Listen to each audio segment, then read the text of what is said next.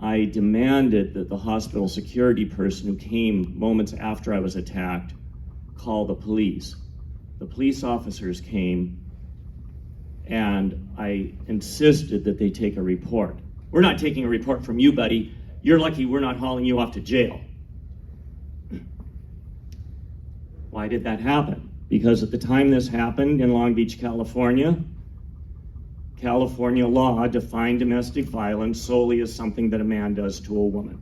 That law changed 17 years later when my longtime friend, dear colleague, and martyr, he was assassinated 2 years ago, Mark Angelucci, won a California Court of Appeals case which required that all domestic violence programs serve everyone regardless of gender. But at the time of this attack, this gender bias was codified into the statutes of the state of California.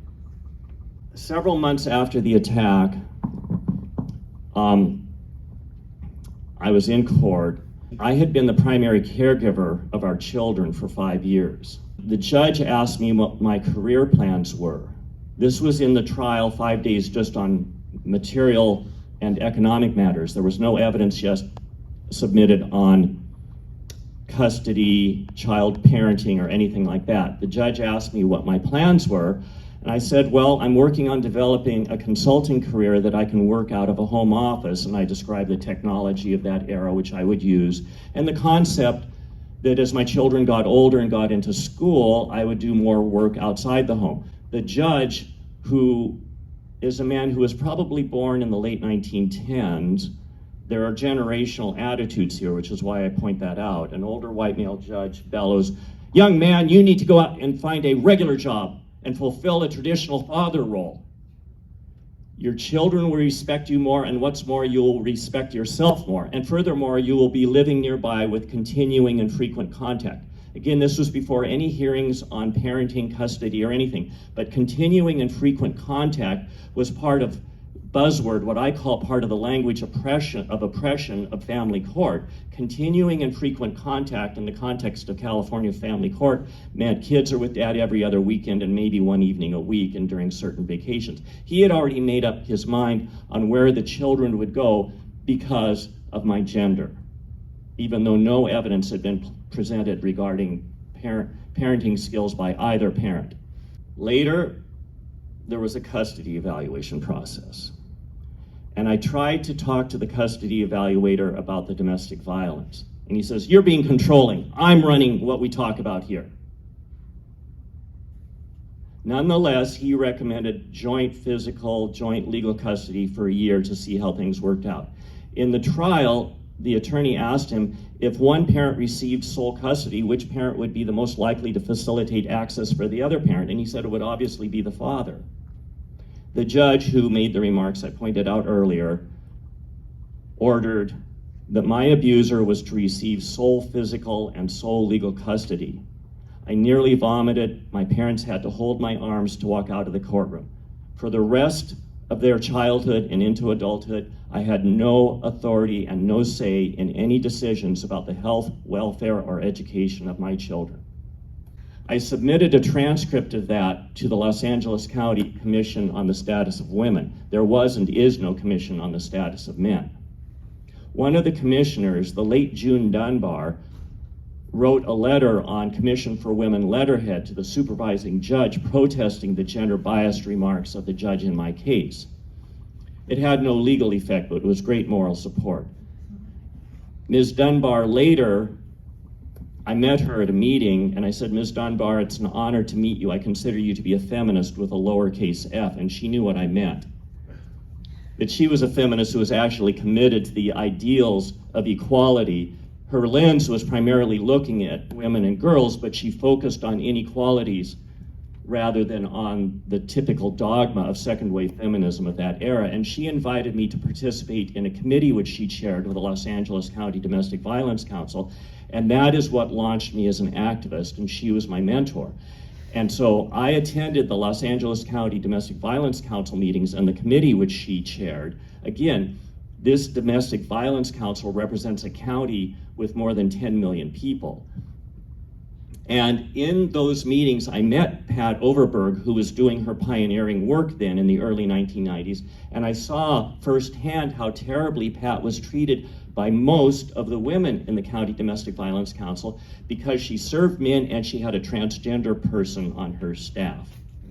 And a transgender person under that 1990s second wave feminist dogma, a transgender man was a woman who had given up the sacred precincts of womanhood, and a transgender woman was a wolf in sheep's clothing.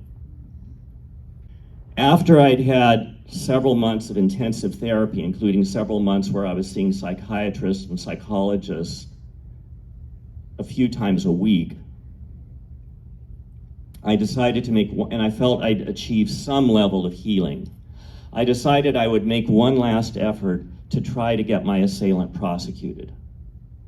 And I phoned Rainbow Services, a domestic violence program in the Harbor District of Los Angeles in San Pedro.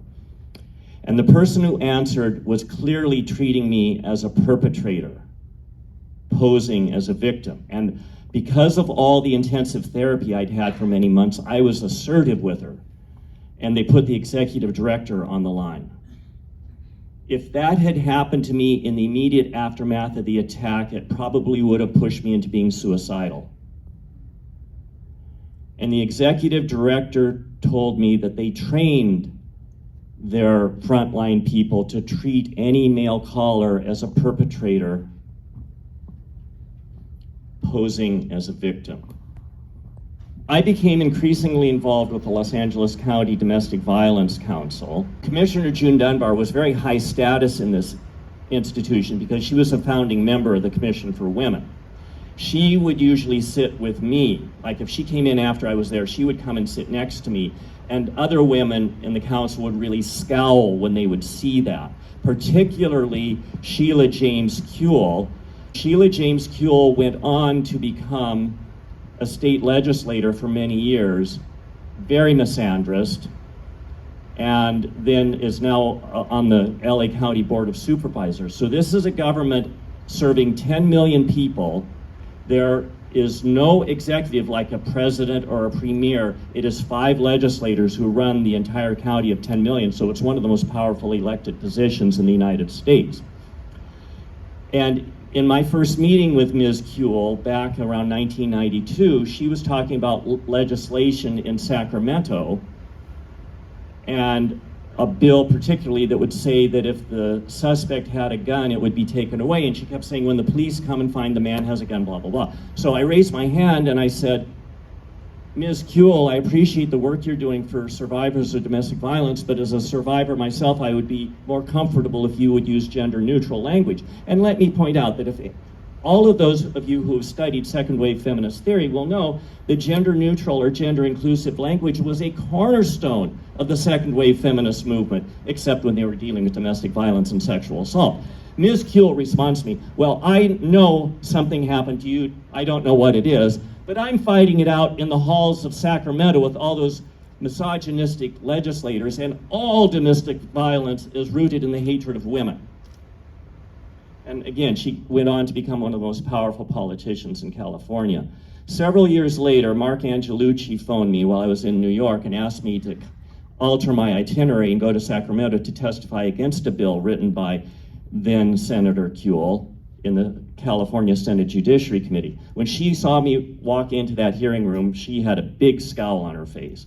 And it was a bill that would define primary aggressor. And it had a list of criteria, such as size.